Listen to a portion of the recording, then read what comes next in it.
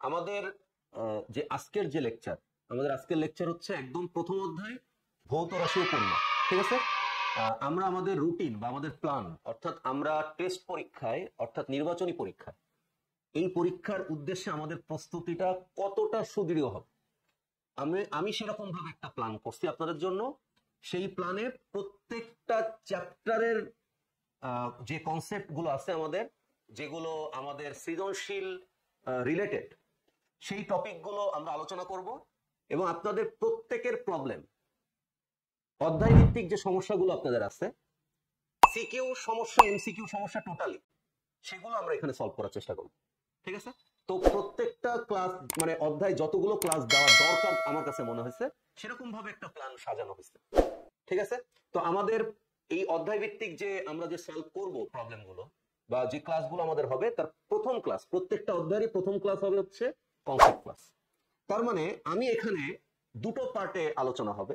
প্রথম দিন আমার মন মতো আমি টপিকগুলো আলোচনা করব, যেগুলো আমার কাছে বা আমার রিসার্চ যেগুলো বলে যে আগামী 25-এ যে এসএসসি হবে আপনাদের, সেখানে কোন টপিকগুলো ইম্পর্টেন্ট। আর নেক্সট ক্লাসে প্রথমে আপনাদের প্রবলেমগুলো সলভ হবে, যে আপনারা বাসায় গিয়ে ওই অধ্যায়টা পড়বেন, ওই অধ্যায়টার কোন বিষয়গুলো আপনারা বুঝতে পারেননি সেই বিষয়গুলোর উপরে আমি এখানে আলোচনা করব। আমি কি ব্যাপারটা বোঝাতে পারছি? ঠিক আছে, তো প্রথম কনসেপ্ট ক্লাসের প্রথম অংশটুকু আমার, শুধুমাত্র আমার চিন্তা ভাবনা বা আমার কাছে যে বিষয়গুলো ইম্পর্টেন্ট মনে হচ্ছে সেগুলো আপনাদের সামনে আলোচনা করতেছি। ঠিক আছে, তো আজকে থেকে আমাদের প্রোগ্রাম শুরু, এবং ইনশাআল্লাহ আমরা একটা সফলভাবে এই প্রোগ্রামটা যদি আমরা শেষ করতে পারি, তাহলে এই পুরো যে আমাদের যে কনসেপ্ট ম্যাপ আগামী টেস্ট পরীক্ষার জন্য আমরা একটা সর্বোচ্চ প্রস্তুতি নিতে পারবো। আমি কি বোঝাতে পারছি? তো আমরা প্রথম টপিকটা শুরু করি। আমাদের এই অধ্যায়ে যে জায়গাগুলোতে সৃজনশীল প্রশ্ন আসে, এটা আপনাদের কাছেও খুবই সহজ। সেটা হচ্ছে 3টা কন্টেন্টের উপরে সৃজনশীল প্রশ্ন হয়। আর বাকি যে বিষয়গুলো আছে এই অধ্যায়ে, যেরকম পদার্থবিজ্ঞানের ক্রমবিকাশ, পদার্থবিজ্ঞানের উদ্দেশ্য, এই সব জায়গাগুলোতে এমসিকিউ প্রশ্ন হয়। ঠিক আছে, আর সিকিউ প্রশ্ন মূলত দুটো অংশ থেকে হয়। একটা অংশ হচ্ছে পরিমাপের যন্ত্রপাতি। ঠিক আছে, পরিমাপের যন্ত্রপাতি, বিভিন্ন ধরনের যন্ত্র আছে। পরিমাপ করার জন্য আমাদের যে স্টপ ওয়াচের ব্যবহার আছে, পরিমাপ করার জন্য আমাদের দাড়িপাল্লা বা যে নিক্তি, সূক্ষ্ম নিক্তির ব্যবহার প্রয়োজন আছে। কিন্তু এগুলো থেকে কিন্তু সৃজনশীল প্রশ্ন আসে। আমরা সাধারণ যে স্কেল, এই স্কেল দিয়েও কিন্তু পরিমাপ করতে পারি, ঠিক কিনা? ঠিক আছে, কিন্তু এ থেকে কিন্তু কোনো প্রশ্ন আসে না। আমাদের মূলত পরিমাপের যন্ত্রপাতি থেকে দুটো কন্টেন্টের উপর প্রশ্ন হবে। 1 নম্বর প্রশ্ন হবে স্লাইড ক্যালিপার্স, আরেকটা হচ্ছে স্ক্রু গেজ। তো স্লাইড ক্যালিপার্স আর স্ক্রু গেজ, এইটা দিয়ে আমাদের আলোচনাটা আমরা শুরু করব। ঠিক আছে, আর এই পরিমাপের যন্ত্রপাতির পরে আমাদের যে বিষয়টা আলোচনা হবে সেটা হচ্ছে পরিমাপ করতে গেলে স্বাভাবিকভাবে আমাদের কিছু ত্রুটির সম্মুখীন হতে হবে। মনে করেন একই জিনিস, মনে করেন বেঞ্চের দৈর্ঘ্য বা একটা রুমের দৈর্ঘ্য বা প্রস্থ, একই রুমের আপনি 2-3 জন আলাদা আলাদা ব্যক্তির কাছে এটা পরিমাপ করতে দেবেন, দেখবেন সামান্য একটু কম বেশি হলেও পরিমাপের তথ্য আসবে। ফলে পরিমাপ করতে গেলে কিছু যান্ত্রিক ত্রুটি বা পরিমাপ নেওয়ার ক্ষেত্রে কিছু ত্রুটি হতে পারে। ফলে কোনো কিছু একটা পরিমাপ করে তার শতকরা আপেক্ষিক ত্রুটি নির্ণয় করা, এটা আমাদের এই প্রিপারেশনের ক্ষেত্রে 100% ইম্পর্টেন্ট।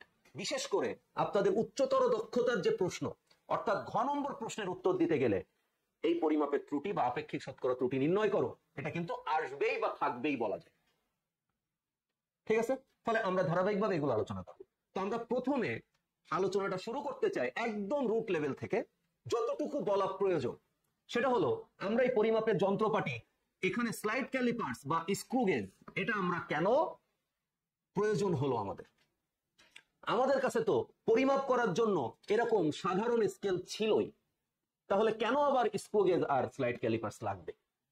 এটার কারণ হলো, আমাদের কাছে যে স্কেল আছে, আপনারা যে ছোট স্কেল জ্যামিতি আঁকার জন্য ব্যবহার করেন, আপনারা যে বড় স্কেল গুলো দাগ কাটার জন্য ব্যবহার করেন, বা আমাদের কাছে যে মিটার স্কেল গুলো থাকে যার দৈর্ঘ্য একবারে 1 মিটার, বা যে ফিতা স্কেল গুলো থাকে, অর্থাৎ একটা কেসের ভেতরে পেঁচানো থাকে, অনেক লম্বা করা যায় যে স্কেল গুলো, যেগুলোকে আমরা ফিতা স্কেল বলি, এই স্কেল গুলো থাকতে কেন স্লাইড ক্যালিপার্স বা স্ক্রু গেজ আবিষ্কারের প্রয়োজন পড়ল? কারণ আমাদের এই যে সাধারণ স্কেল আছে, আপনাদের কাছে স্টিলের স্কেল বা প্লাস্টিকের স্কেল আছে, আমার কাছে একটা কাঠের স্কেল আছে, এই স্কেল দিয়ে যদি আমি একবারে সর্বোচ্চ কোনো জিনিস পরিমাপ করতে চাই বা কারো দৈর্ঘ্য বা উচ্চতা পরিমাপ করতে চাই, তাহলে যদি আমি ইঞ্চিতে পরিমাপ করি তাহলে এটা দিয়ে আমি 12 ইঞ্চি পর্যন্ত পরিমাপ করতে পারবো একবারে। যদি আমি সেন্টিমিটার মাপতে চাই তাহলে এটা দিয়ে আমি 30 সেন্টিমিটার পরিমাপ করতে পারবো একবারে। ঠিক আছে, একাধিকবার এটা ব্যবহার করে আরো দীর্ঘ জিনিস পরিমাপ করা যাবে, কিন্তু আমি একবারে সর্বোচ্চ কতটুকু মাপা যায় সেই জিনিসটার কথা আপনাদেরকে বলতে চাইছি। ঠিক আছে, এখন প্রশ্ন হলো সর্বোচ্চ কতটুকু মাপা যায় এটা তো আমি বুঝাইতে পারছি। যদি আমি বলি সর্বনিম্ন কতটুকু পরিমাপ করা যাবে, তাহলে আপনাদের কাছে যে সাধারণ ব্যবহারের যে স্কেল, সেই স্কেলে সর্বনিম্ন পরিমাপ করা যাবে, সবচেয়ে ছোট দৈর্ঘ্য যতটুকু মাপা যাবে সেটা হচ্ছে 1 মিলিমিটার। আমি কি বোঝাতে পারছি? কারণ আমাদের কাছে যে স্কেল আছে, এই স্কেলে সর্বনিম্ন যে ছোট ঘর, এই ঘরের দৈর্ঘ্য 1 মিলিমিটার। 1 মিলিমিটারের চেয়ে ছোট কোনো ঘর এখানে নেই। বুঝছি না বুঝি নেই? তার মানে যদি আমি একটা ডেমো স্কেল এখানে আঁকি, তার মানে আমি একটা ছোটখাটো স্কেলের কথা বলতেছি আপনাদের, যে একদম একটা ছোট স্কেল আমি এখানে আঁকার চেষ্টা করছি। তাহলে এই স্কেলের প্রথম যে দাগ এটা 0, তারপরে এরকম ছোট ছোট কতগুলো ঘর থাকে নাকি, তারপরে হঠাৎ করে একটু বড় থাকে, তো এটাকে আমরা বলি 5। আবার এরপরে ছোট ছোট ঘর থাকে, আবার একটা বড় থাকে, তখন আমরা এটাকে বলি 1। তার মানে 10 মিলিমিটারের পরে এটা কি হয়ে যায়? 1 সেন্টিমিটার হয়ে যায়।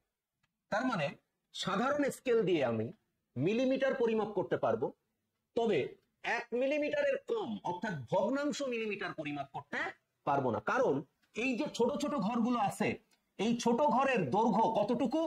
1 মিলিমিটার। তাহলে আমরা সাধারণত যে স্কেল ব্যবহার করি, এই স্কেলে তো 1 মিলিমিটারের চেয়ে ছোট কোনো ঘরই নেই, আছে?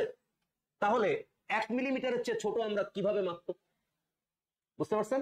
তাহলে আমাদের সাধারণ স্কেলের সমস্যাটা হলো আমরা 1 মিলিমিটারের চেয়ে ছোট কোনো দৈর্ঘ্য পরিমাপ করতে পারি না।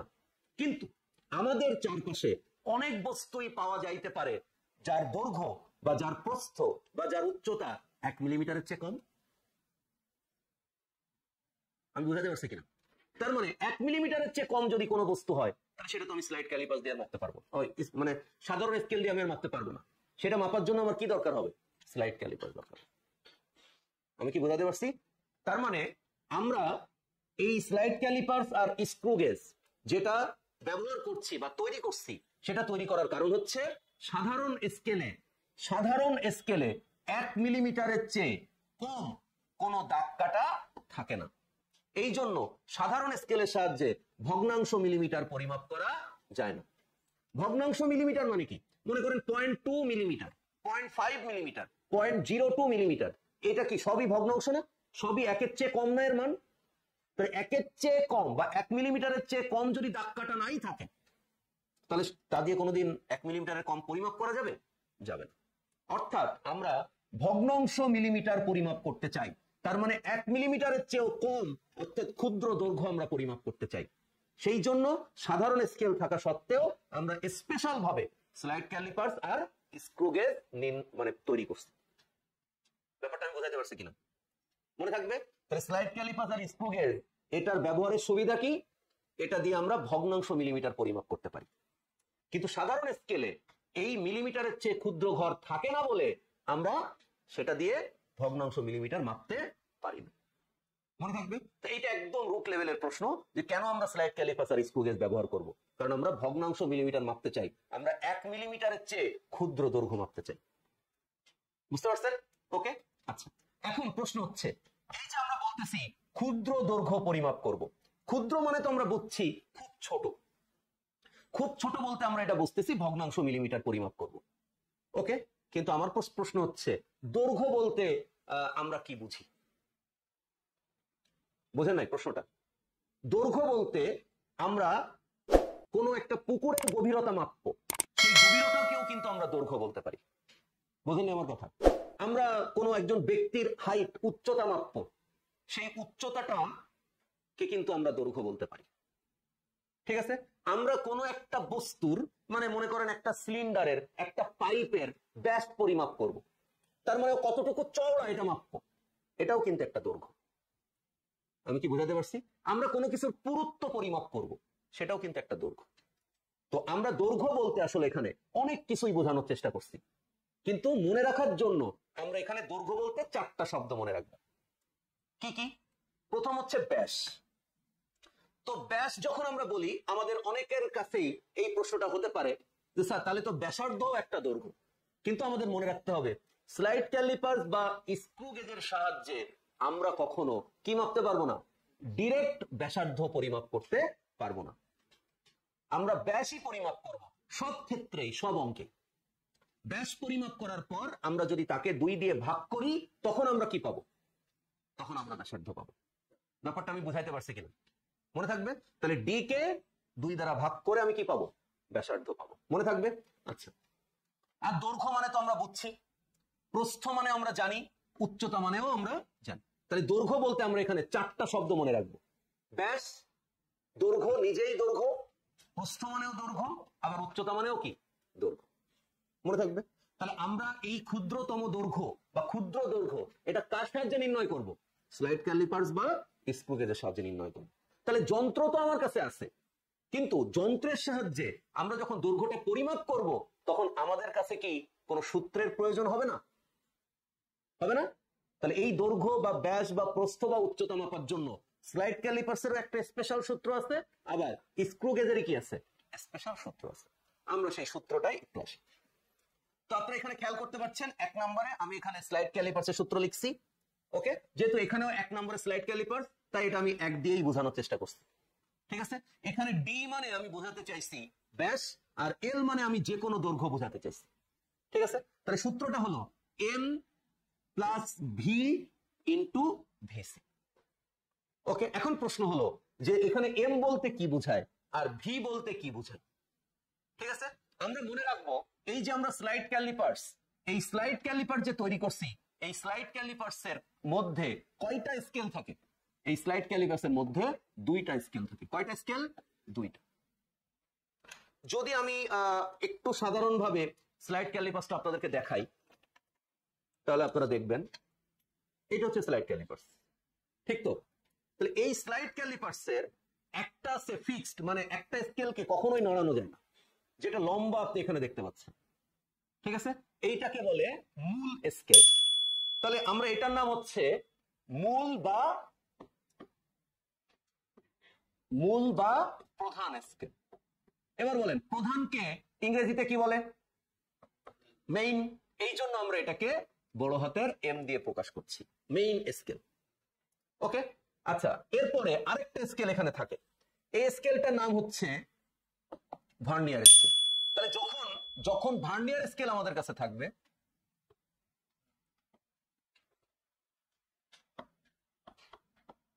তাহলে আপনি একটু চিন্তা করেন, ভার্নিয়ার স্কেল এটাকে কি দিয়ে প্রকাশ করা হয়? ভার্নিয়ার স্কেলকে ভি দ্বারা প্রকাশ করা হয়।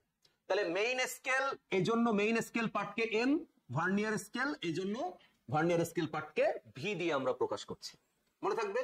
আর এখানে ভিসি, হ্যাঁ, এটার মানে কি? এটার মানে হচ্ছে ভার্নিয়ার ধ্রুবক। তো ভার্নিয়ার ধ্রুবক এটা নিয়ে আমরা আলোচনা করব একটু পরে। ওকে, আবার দেখেন স্ক্রু গেজ, স্ক্রু গেজের জন্য যে সূত্রটা আমরা এখানে লিখছি সেটাও একই, ডি বা এল এটা ইকুয়াল টু কি? L plus C into L C. তার মানে যদি আপনারা স্ক্রু গেজ দেখেন, ঠিক আছে, এই স্ক্রু গেজেও 2টো স্কেল। একটা স্কেলকে আমরা বলি বৃত্তাকার স্কেল, এই যেটা আমি ঘোরাচ্ছি, এটা দেখেন ঘোরাতে ঘোরাতে ও একবার সামনের দিকে আসতে পারে, আবার যদি আমি এটাকে ঘড়ির কাঁটার দিকে ঘোরাই তখন এটা ভেতরের দিকে আটকে যেতে পারে। তাহলে এই বৃত্তাকার স্কেল, এই বৃত্তাকারের এখানেও দাগ কাটা আছে, এই জন্য এটার নাম বৃত্তাকার স্কেল। আর এখানে এই যে একটা পাইপের মতো, একদম পাইপের মতো এখানে একটা দাগ কাটা আছে, এই স্কেলটাকে বলে রৈখিক স্কেল। বুঝতে পারছেন? তো রৈখিক স্কেল আর বৃত্তাকার স্কেল, কয়টা স্কেল থাকে? 2টা। একটার নাম হচ্ছে রৈখিক স্কেল। রৈখিক ইংরেজিতে একটা সুন্দর শব্দ আছে যেটা দ্বারা আমরা রৈখিক বুঝাই, সেটা হচ্ছে লিনিয়ার, এই জন্য এটাকে এল দ্বারা প্রকাশ করা হয়। আর একটা আছে হচ্ছে বৃত্তাকার স্কেল। বুঝছি? এই বৃত্তাকার স্কেল, তো বৃত্তাকার ইংরেজি আমরা অনেক কিছুই বলতে পারি, তবে একটা সহজ ইংরেজি আছে যেটাকে আমরা বলে হচ্ছে সার্কেল বা সার্কুলার। ঠিক আছে, তো আমরা সেখান থেকে কি বলতে পারি? বৃত্তাকার স্কেল পার্টকে আমরা সি দিয়ে লিখতে পারি। বুঝতে পারছেন? আর এখানে এল সি এই এলসি বলতে আমরা বুঝাই লঘিষ্ঠ গণন। কি বুঝাই? আমরা এখানে বুঝাই হচ্ছে লঘিষ্ঠ গণন। ওকে, ঠিক আছে। তাহলে আমাদের এই যে ক্ষুদ্র দৈর্ঘ্য আমরা পরিমাপ করব, সেই ক্ষুদ্র দৈর্ঘ্য, সেটা ব্যাস হোক, সেটা দৈর্ঘ্য হোক, সেটা উচ্চতা হোক বা প্রস্থ হোক, যে দৈর্ঘ্যই আমরা পরিমাপ করি না কেন, সেই দৈর্ঘ্য পরিমাপ করার জন্য স্ক্রু গেজ এবং স্লাইড ক্যালিপার্সের ইন্ডিভিজুয়াল বা আলাদা আলাদা কি আছে, সূত্র আছে। যেই সূত্রগুলোতে মান বসালে আমরা স্লাইড ক্যালিপার্সের সাহায্যে কোনো বস্তুর দৈর্ঘ্য বা স্ক্রু গেজের সাহায্যে কোনো বস্তুর দৈর্ঘ্য পরিমাপ করতে পারবো। তাহলে কোন একটা উদ্দীপক দেখার পর আমরা ওই উদ্দীপকটা স্লাইড ক্যালিপার্সের জন্য সলভ করতে হবে নাকি স্ক্রু গেজের জন্য সলভ করতে হবে, এটা আমরা বুঝতে পারবো। উদ্দীপকের তথ্যগুলো দেওয়া থাকবে, সেই তথ্যগুলো দিয়ে আমরা কি বের করতে পারবো, ওই বস্তুটার বা কোনো একটা বস্তুর হয় ব্যাস বের করতে পারবো, না হয় দৈর্ঘ্য, না হয় প্রস্থ, না হয় উচ্চতা। বুঝতে পারছেন? আর এগুলো বের করার জন্য এই স্লাইড ক্যালিপার্সের একটা সূত্র, আবার স্ক্রু গেজেরও একটাই সূত্র। বলেন বিষয়টা আমি বুঝাতে পারছি কিনা? এই পর্যন্ত কোনো কোশ্চেন আছে? ওকে, আচ্ছা, এখন প্রশ্ন হলো, স্যার এই যে যতটুক সহজ কথা আপনি বললেন, পরীক্ষার হলে তো এরকম সহজ প্রশ্ন আসে না। পরীক্ষার হলে তো প্রশ্ন আসে না তুমি ব্যাস বের করো আর দৈর্ঘ্য বের করো। পরীক্ষার হলে প্রশ্ন আসে কিরকম, খেয়াল করে আমি এখানে কতগুলো সিম্পল প্রশ্ন লিখে রাখছি, যেরকম সিলিন্ডারের আয়তন কত বের করো, গোলকের আয়তন নির্ণয় করো, ঘনকের আয়তন নির্ণয় করো, আয়তাকার বস্তুর আয়তন নির্ণয় করো, সরু তারের প্রস্থচ্ছেদের ক্ষেত্রফল নির্ণয় করো, এরকম প্রশ্ন আসে না? কিন্তু এই যা কিছু আমি এখানে বললাম বা লিখলাম, এটা প্রচলিত, এছাড়াও আরো অনেক কিছু ক্ষেত্রফল বা আয়তন বের করা যায়। প্রচলিত যেসব বস্তু আমরা পরিমাপ করি বা আমাদের আশেপাশে থাকে বা সাধারণত সহজ, সেই সব জিনিসগুলোর আয়তন বের করার কথা এখানে বলছি। আমি কিন্তু একটারও দৈর্ঘ্য বের করার কথা বলিনি, বলছি। তাহলে স্লাইড ক্যালিপাস দিয়ে তো আমি আয়তন বের করতে পারবো না? পারবো। আমি তো একটু আগেই বললাম স্লাইড ক্যালিপাসের কাজ হচ্ছে বা স্ক্রু গেজের কাজ হচ্ছে আপনি ব্যাস বের করতে পারবেন, আপনি দৈর্ঘ্য প্রস্থ উচ্চতা বের করতে পারবেন, কিন্তু আয়তন বের করতে পারবেন এটা কিন্তু আমি বলিনি। ঠিক আছে, তাহলে আয়তন বের করতে বলে কেন সেটা যদি আমি একটু বলি। আমরা জানি সিলিন্ডারের আয়তনের সূত্র কি, পাই আর স্কয়ার এইচ। এখন আপনি চিন্তা করেন, এই যে আয়তন নির্ণয়ের সূত্র, এটা কিন্তু ম্যাথমেটিক্যাল, কিন্তু এই আয়তন নির্ণয়ের সূত্রের যে রাশিগুলো আছে, অর্থাৎ যে পদগুলো আছে, পদগুলো মানে এখানে পাই, এটা তো কনস্ট্যান্ট, ফলে পাই নিয়ে আপনার টেনশনের কিছু নাই। কিন্তু আপনি চিন্তা করেন আর মানে এখানে কি, আর মানে এখানে রেডিয়াস, ব্যাসার্ধ। কিন্তু আমি তো আগেই বলছি স্লাইড ক্যালিপাস বা স্ক্রু গেজ দিয়ে আপনি কি বের করতে পারবেন না, আপনি ব্যাসার্ধ বের করতে পারবেন না। তাহলে ব্যাস বের করে তাকে 2 দিয়ে ভাগ করতে হবে। আবার দেখেন এখানে বের করতে বলছে কি, এখানে বের করতে বলছে উচ্চতা। তাহলে যদি আপনি স্লাইড ক্যালিপাস বা স্ক্রু গেজের ব্যবহার না জানেন, তাহলে তো আপনি এই এইচ বের করতে পারবেন না। অর্থাৎ খেয়াল করে দেখেন, স্লাইড ক্যালিপাস বা স্ক্রু গেজ দিয়ে কিন্তু আপনি সেই ক্ষুদ্র দৈর্ঘ্যই পরিমাপ করছেন, হয় সে ব্যাস, না হলে উচ্চতা বা যে কোনো দৈর্ঘ্য। ঠিক না ভুল? আচ্ছা, যদি আপনি এবার গোলকের আয়তনের সূত্র আসেন, গোলকের আয়তনের সূত্রটা কি বলে, 4/3 পাই আর কিউ। তাহলে 4/3 পাই এর মান তো আমরা জানি, কিন্তু আপনি খেয়াল করে দেখেন আপনার এখানে কি লাগবে, আর লাগবে। অর্থাৎ আপনার ব্যাস বের করে তাকে 2 দিয়ে ভাগ করতে হবে। তার মানে দেখেন স্লাইড ক্যালিপাস আর স্ক্রু গেজ এটা ব্যবহৃত হবে কোথায়, ওই একটা রাশি যেটা বের না করলে আপনি আয়তন বের করতে পারবেন না, এগুলো বের করার জন্য। আমি কি বুঝাতে পারছি? তো একইভাবে একটা ঘনকের সূত্র হচ্ছে এল কিউব। এল মানে হচ্ছে ঘনকের যে কোনো এক বাহুর দৈর্ঘ্য। আমরা জানি ঘনক যদি একটা আদর্শ ঘনক হয়, তাহলে দৈর্ঘ্য প্রস্থ বা উচ্চতা কি হয়, সমান হয়। তার মানে এর আয়তন হচ্ছে এল কিউব। আচ্ছা, আবার একটা আয়তাকার বস্তুর আয়তন যদি বলে, তাহলে আমরা সেটা কি করতে পারি, দৈর্ঘ্য গুণ প্রস্থ গুণ উচ্চতা। বুঝছি না বুঝিনি? তাহলে এই যে আমরা দৈর্ঘ্য পরিমাপ করব, এটা আমি স্লাইড ক্যালিপাস দিয়ে স্ক্রু গেজ দিয়ে দৈর্ঘ্য বের করতে পারবো। আবার যদি আমি প্রস্থ বের করতে চাই, তাহলে প্রস্থ আমি নির্ণয় করতে পারবো। আবার উচ্চতা বের করতে চাই, আমাকে উচ্চতাও বের করতে হবে। ঠিক আছে, ওই একই সূত্র দিয়ে হয় স্লাইড ক্যালিপাসের সূত্র ব্যবহার করবেন m plus V into VC, না হয় আপনি স্ক্রু গেজের সূত্র ব্যবহার করবেন এল প্লাস সি ইন্টু এলসি। ব্যবহার করে আপনি দৈর্ঘ্য বের করবেন, সূত্রে বসাবেন, আপনি মান পাবেন। বুঝছি না বুঝি নেই? আচ্ছা, আপনি যদি প্রস্থচ্ছেদের ক্ষেত্রফল বের করতে চান, তাহলে পাই আর স্কয়ার। এখানেও দেখেন স্লাইড ক্যালিপার বা স্ক্রু গেজের কাজ আছে। ব্যাস বের করে সেটাকে 2 দিয়ে ভাগ করে ব্যাসার্ধ, তারপরে আপনি এখানে মান বসালে ক্ষেত্রফলের মান পেয়ে যাচ্ছেন। বুঝছি না বুঝিনি? মনে থাকবে সবার? ক্লিয়ার? আচ্ছা, তাহলে আমরা সাধারণভাবে এই অধ্যায়ের স্লাইড ক্যালিপার্স আর স্ক্রু গেজ কেন কাজে লাগবে, তাদের তাদের নিজস্ব সূত্র, সেই সূত্রের সাহায্যে ক্ষুদ্র দৈর্ঘ্য বের করতে পারবো, এই বিষয়গুলো কিন্তু আমরা আলোচনা করছি। এবং আমাদের প্রশ্নে যে আয়তনগুলো আসে, সেই আয়তনে স্লাইড ক্যালিপার্স আর স্ক্রু গেজের কাজ কি আয়তন নির্ণয় করা? না, ওই আয়তন বের করার জন্য যে দৈর্ঘ্য, উচ্চতা বা ব্যাস লাগে সেইটা নির্ণয় করার জন্য আমাদের স্লাইড ক্যালিপার্স আর স্ক্রু গেজের প্রয়োজন হবে। বিষয়টা আমি বোঝাতে পারছি কিনা? তাহলে আমাদের এই অধ্যায়ের যদি মূল সূত্র বলি, তাহলে স্লাইড ক্যালিপার্স আর স্ক্রু গেজের সূত্র কিন্তু, অর্থাৎ এই দুটো সূত্রই কিন্তু আমাদের মূল সূত্র। ব্যাপারটা আমরা বুঝতে পারছি কিনা?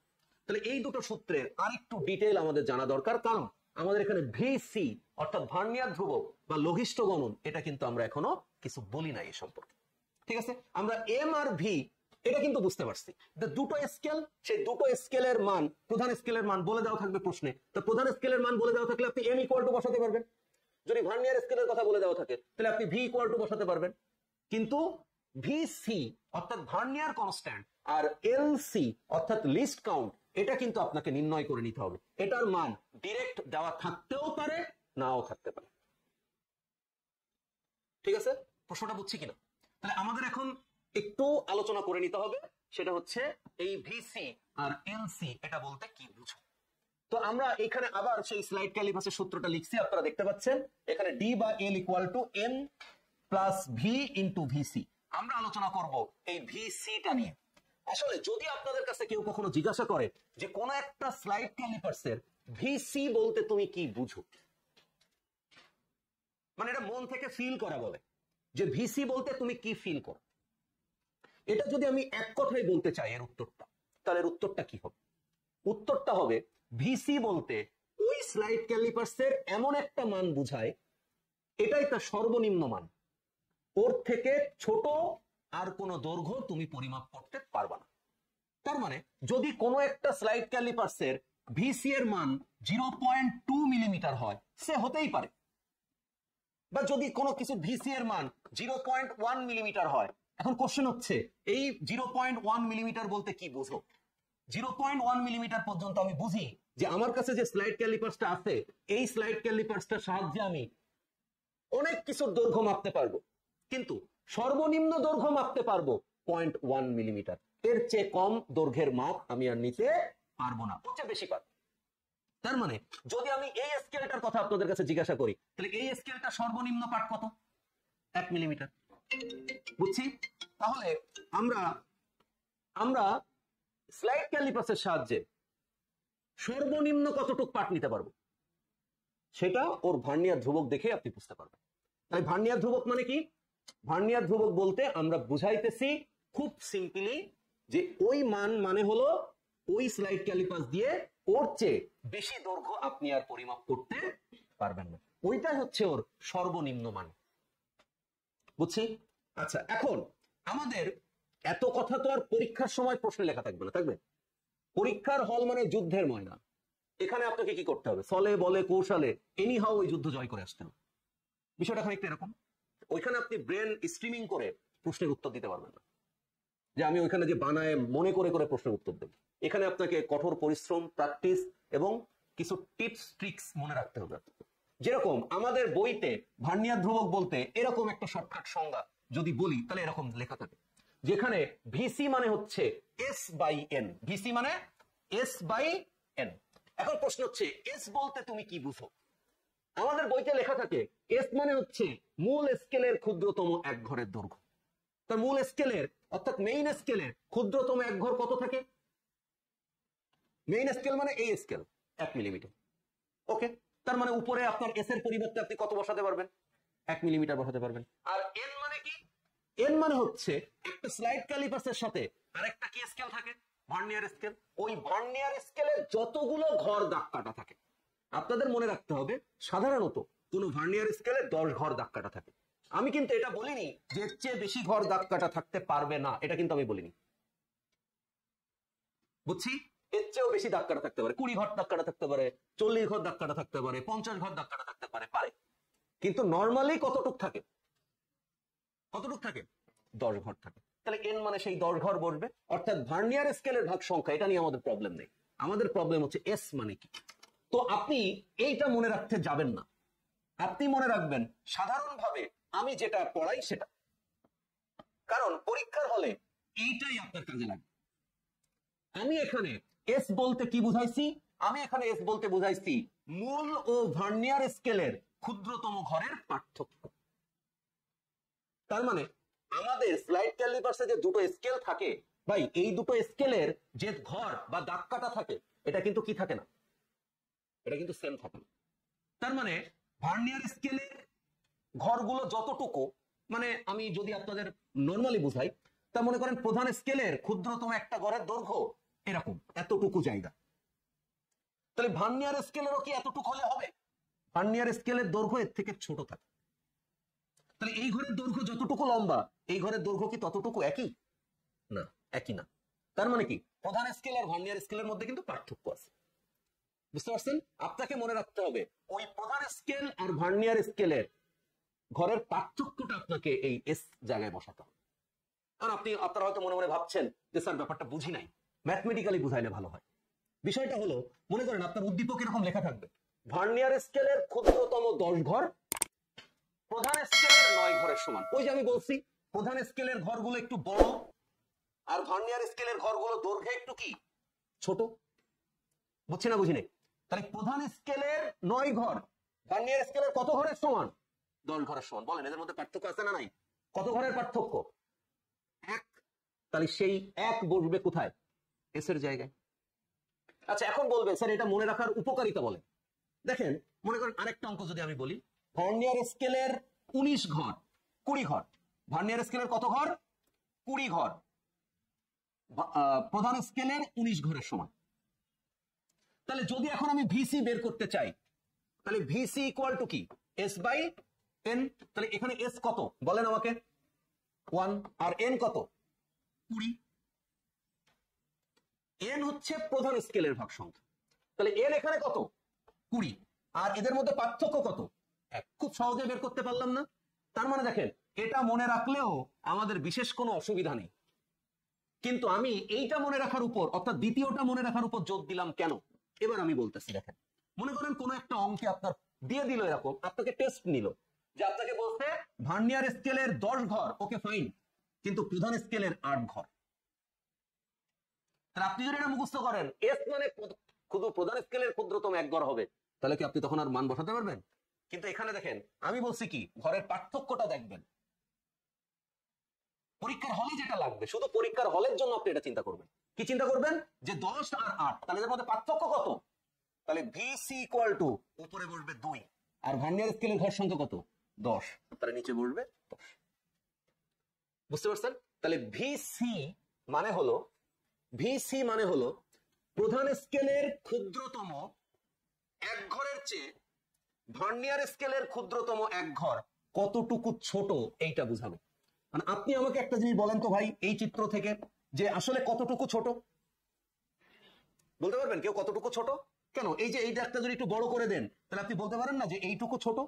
তাহলে এইটুকুকে বলবে হচ্ছে ভিসি। মানে একটা ভার্নিয়ার স্কেল, একটা স্লাইড ক্যালিপার্স তৈরি করার সময় কয়টা স্কেল ইউজ করে? 2টা স্কেল। প্রধান স্কেল যেটা, তার প্রত্যেকটা ঘর কতটুকু করে থাকে? 1 মিলিমিটার। কিন্তু ভার্নিয়ার স্কেলের ক্ষুদ্রতম ঘর, এটা কি 1 মিলিমিটার থাকে? 1 মিলিমিটারের চেয়ে ভার্নিয়ার স্কেল 1 মিলিমিটারের চেয়ে কম থাকে। কতটুকু কম থাকে তার নাম হচ্ছে ভার্নিয়ার ধ্রুবক। বোঝেননি আমার কথা? বোঝেননি আমার কথা? যদি আমি একটু উল্টাই বলি, উল্টায় বলবেন কেন স্যার? উল্টায় মানে হচ্ছে ভার্নিয়ার স্কেলের চেয়ে প্রধান স্কেলের ঘর কি বড়, তাহলে কতটুকু বড় সেটাকে বলে কি? ভার্নিয়ার ধ্রুবক। বুঝছি না বুঝি নাই? এটা নির্ভর করবে আপনি কিভাবে লিখবেন তার উপর। তাহলে আমি কি ভিসি মানে বুঝাইতে পারছি? ভিসি মানে বুঝাই একটা স্লাইড ক্যালিপার্সে আপনি ওই মানের চেয়ে কম আর কোনো মান নির্ণয় করতে পারবেন না। ভিসি মানে ভার্নিয়ার ধ্রুবক মানে বুঝাই প্রধান স্কেলের চেয়ে ভার্নিয়ার স্কেলের ক্ষুদ্রতম 1 ঘরের দৈর্ঘ্য কতটুকু ছোট। বুঝতে পারছেন? আর ভিসি মানে হচ্ছে এস বাই এন। এস মানে হচ্ছে প্রধান স্কেলের ক্ষুদ্রতম ঘর আর ভার্নিয়ার স্কেলের ক্ষুদ্রতম ঘরের পার্থক্য কতটুকু। বুঝতে পারছেন? তাকে আপনি কি করবেন, মোট ভার্নিয়ার স্কেলের ভাগ সংখ্যা দিয়ে ভাগ করবেন, তাহলে আপনি ভার্নিয়ার ধ্রুবক পেয়ে যাবেন। বলেন বুঝছি না বুঝি নাই? মনে থাকবে? পেছনে শোনা যাচ্ছে না? মনে থাকবে? ওকে। আচ্ছা, কোনো প্রশ্ন থাকলে করা যাবে, এই পর্যন্ত কোনো কোশ্চেন থাকলে করা যাবে। যদি আপনারা কোনো লাইন বুঝতে না পারেন, প্রশ্ন থাকলে করা যাবে। আমরা মূল স্কেল দিয়ে 1 মিলিমিটারের কম পরিমাপ করতে পারি না, কারণ মূল স্কেলে 1 মিলিমিটারের চেয়ে ছোট ঘর নেই। তাই আমরা কি করছি, ভার্নিয়ার স্কেল ব্যবহার করছি। তাহলে ভার্নিয়ার স্কেলের ক্ষুদ্রতম এক ঘর কি বলেন? প্রধান স্কেলের চেয়ে ছোট হবে না? ছোট না হলে ভগ্নাংশ হবে কিভাবে? বুঝতে পারছেন? তাহলে আমরা একদম বেসিক লাইন মনে রাখবো, মূল স্কেলের ক্ষুদ্রতম ঘরগুলো 1 মিলিমিটার, আর ভার্নিয়ার স্কেলের ক্ষুদ্রতম ঘরগুলো 1 মিলিমিটারের চেয়ে ছোট। ওকে, ডান। আচ্ছা, এর পরের টপিকটা যদি আমি একটু বলি, একদম হয়ে গেছে। পরের টপিকটা হচ্ছে স্ক্রু গেজের সূত্র, L plus C into LC। তাহলে দুটো স্কেল থেকে রৈখিক স্কেলের পার্টকে L বলবে, আর বৃত্তাকার স্কেলের পার্টকে কি বলবে, সি বলবে, শেষ। কিন্তু LC কাকে বলে? দেখেন, LC এটাকে বলে লিস্ট কাউন্ট, মানে লঘিষ্ঠ গণন। এই লঘিষ্ঠ আর গরিষ্ঠ আপনারা ছোটবেলা থেকে পড়ে আসছেন। লঘিষ্ঠ মানে ছোট, তার মানে কি? তার মানে লঘিষ্ঠ গণন মানে কি, স্ক্রু গেজের সাহায্যে আপনি ওর চেয়ে ছোট আর কোন দৈর্ঘ্য নির্ণয় করতে পারবেন না। মনে থাকবে? মনে থাকবে? বুঝে গেছি? বুঝছি সবাই? শিওর? আচ্ছা, এবার আমি এক লাইনে বলি এই এলসি মানেটা কি। এলসি মানে হচ্ছে পিচ ভাগ বৃত্তাকার স্কেলে ভাগ সংখ্যা। বৃত্তাকার স্কেল মানে এইটাকে বোঝায়। তার মানে এই যেটা স্ক্রু গেজের আপনি যেটা একদম স্ক্রুর মতো যেটা মোড়াবেন, স্ক্রু পদ্ধতি ব্যবহার করা হয় এখানে, তাই এর নাম স্ক্রু গেজ। স্ক্রু মানে কি, যেটা নাট স্ক্রু আপনি যেটা খোলেন বিভিন্ন যন্ত্রপাতিতে স্ক্রু ড্রাইভার দিয়ে যেটা খোলেন না, ওটা আপনি বৃত্তাকার ভাবে ঘোরান না, ঘড়ির কাঁটার দিকে ঘোরালে ওটা আটকে যায়, ঘড়ির কাঁটার বিপরীত দিকে ঘোরালে ওটা বের হয়ে আসে, এরকম না ব্যাপারটা? এখানেও কিন্তু ঠিক তাই। এই স্ক্রু গেজের ক্ষেত্রেও আমি যদি ঘড়ির কাঁটার দিকে ঘোরাই এটা আটকে যাবে, আর যদি ঘড়ির কাঁটার বিপরীত দিকে ঘোরাই তো এটা খুলে যাবে। তাহলে এখানেও কয়টা স্কেল আছে? দুটো স্কেল। বৃত্তাকার স্কেলে কত ঘর দাগ কাটা থাকে? 100 ঘর। কত? ছোট ছোট, তার মানে কি 1 মিলিমিটারের চেয়ে সেটা অনেক ছোট না? আমি মনে হয় বোঝাতে পারিনি ব্যাপারটা। আচ্ছা, আমি বলতে চাইছি পিচ কি। পিচ হচ্ছে, দেখেন আমার কাছে এমনি অরিজিনালি একটা নাট স্ক্রু আছে, ওকে? দেখেন এই যে নাট, এইটাকে যদি আমি ঘুরাই, দেখেন এটা খুলে যাচ্ছে আস্তে আস্তে, বাম থেকে ডান দিকে সরে আসতেছে, খেয়াল করেন। আবার যদি এটা আমি ঘড়ির কাঁটার দিকে ঘুরাই, এটা আস্তে আস্তে দেখেন ভিতরের দিকে প্রবেশ করতেছে, খেয়াল করছেন? আস্তে আস্তে আটকে যাচ্ছে না, সরে আসছে না এখান থেকে। দেখেন বেসিক জিনিসটা কিন্তু খুব মজার। আপনি এটাকে ঘোরাচ্ছেন কিভাবে? বৃত্তাকার না, বৃত্তাকার ভাবে ঘোরাচ্ছেন, কিন্তু সত্যিতে কি বরাবর? রৈখিক বরাবর। এটা কি আপনি খেয়াল করছেন? ঘোরাচ্ছেন বৃত্তাকার, কিন্তু সরে আসতেছে কোন বরাবর? আপনি একটা স্ক্রু খোলার কথা চিন্তা করেন, আপনি স্ক্রুটাকে বৃত্তাকার ভাবে স্ক্রু ড্রাইভার দিয়ে মোড়ান, কিন্তু বের হয়ে আসে না সোজা, বা ভিতরে ঢোকে না সোজা। বুঝছি না বুঝি নাই? তার মানে আপনি যদি এই বৃত্তাকার স্কেলকে ঘোরান, তাহলে ও দূরত্ব অতিক্রম করবে কোন বরাবর? রৈখিক বরাবর। তাহলে যদি আপনি একবার ঘোরান, তাহলে কেউ দূরত্ব অতিক্রম করবে না। তাহলে কোন একটা বৃত্তাকার স্কেলকে একবার ঘোরালে ও যতটুকু দূরত্ব অতিক্রম করে তার নাম কি? পিচ। মনে থাকবে? মনে থাকবে? তার মানে কোন একটা স্ক্রু গেজে আপনি যদি বৃত্তাকার স্কেল যেটা আছে তাকে তো আপনি বৃত্তাকার ভাবে ঘুরাইতে পারবেন, তাকে জিরো থেকে ঘুরায় আবার জিরোতে আনবেন, তাহলে ও সামান্য একটু সামনে এগিয়ে যাবে। জানেন কতটুকু আগাবে? 1 মিলিমিটার। তাহলে পিচ সাধারণত কত মিলিমিটারই থাকে? 1 মিলিমিটারই থাকে। স্ক্রু গেজের ক্ষেত্রে এই প্যারা নাই, যেটা স্লাইড ক্যালিপাসের ক্ষেত্রে সাধারণত বের করে নেওয়া লাগে। বুঝতে পারছেন? স্ক্রু গেজে সাধারণত 1/100ই বসানো হয়। বুঝছি? মনে থাকবে? তাহলে পিচ কাকে বলে? স্ক্রু গেজের বৃত্তাকার স্কেলকে একবার ঘোরালে সেটা রৈখিকভাবে যতটুকু দূরত্ব অতিক্রম করে তাকেই কি বলে? পিচ বলে। তাহলে বৃত্তাকার স্কেলকে একবার ঘোরালে সে কত মিলিমিটার সামনে যায়? 1 মিলিমিটার সামনে যায়। তাহলে পিচ কত? 1 মিলিমিটার। মনে থাকবে সবার? মনে থাকবে? তাহলে আমি সাধারণভাবে যদি ভিসি এর কথা বলি, অর্থাৎ ভিসি মানে S/N, S মানে হচ্ছে 1 মিলিমিটার, প্রশ্নে কিছু দেওয়া না থাকলে তাহলে এটা হচ্ছে 0.1 মিলিমিটার, আর এলসি মানে হচ্ছে 1 মিলিমিটার ভাগ কত? কত? 100, কারণ বৃত্তাকার স্কেলের ভাগ সংখ্যা কত? 100। তাহলে এটা হচ্ছে 0.01 মিলিমিটার। আপনাদের কাছে এখন আমার প্রশ্ন, আপনি সূক্ষ্ম মান পরিমাপের জন্য স্লাইড ক্যালিপাস ব্যবহার করবেন নাকি স্ক্রু গেজ ব্যবহার করবেন? কেন? কারণ স্লাইড ক্যালিপার্স দিয়ে আপনি 0.1 মিলিমিটার মাপতে পারবেন, কিন্তু স্ক্রু গেজ দিয়ে আপনি তার চেয়ে ছোট 0.01 মিলিমিটার মাপতে পারবেন। তার মানে বেশি সূক্ষ্ম জিনিস পরিমাপ করা যায় কি দিয়ে? স্ক্রু গেজ দিয়ে। মনে থাকবে? ওকে। আর শতকরা আপেক্ষিক ত্রুটি যেটা, সেটা আমরা আগামী ক্লাসে অঙ্ক করানোর মাধ্যমেই বোঝানোর চেষ্টা করব, তাহলে আপনাদের বেশি মনে থাকবে। বুঝতে পারছেন? তাহলে আমরা আজকের লেকচারে বা আমাদের এই বেসিক ক্লাসের প্রথম স্টেজে আপনাদের এই চ্যাপ্টারের সবচেয়ে গুরুত্বপূর্ণ দুটো কন্টেন্ট কি কি? স্লাইড ক্যালিপার্স আর স্ক্রু গেজ, এদের সূত্র, এরা কি কাজে লাগে, আর ভার্নিয়ার ধ্রুবক আর লঘিষ্ঠ গণন নিয়ে আলোচনা করেছি। বুঝতে পারছেন? যদি আপনাদের এটা নিয়ে কোনো প্রবলেম থাকে এই টপিকটুকু নিয়ে, তাহলে আপনারা আমার মানে ইউটিউবের যে ভিডিও আপলোড থাকবে আপনারা সেখানে কমেন্ট করে জানাতে পারেন, অথবা আগামী ক্লাসে যদি আপনারা প্রশ্ন করেন তাহলে এখান থেকে আমরা উত্তর দেওয়ার চেষ্টা করব। ঠিক আছে? সবাই ভালো থাকবেন, সুস্থ থাকবেন, আল্লাহ হাফেজ।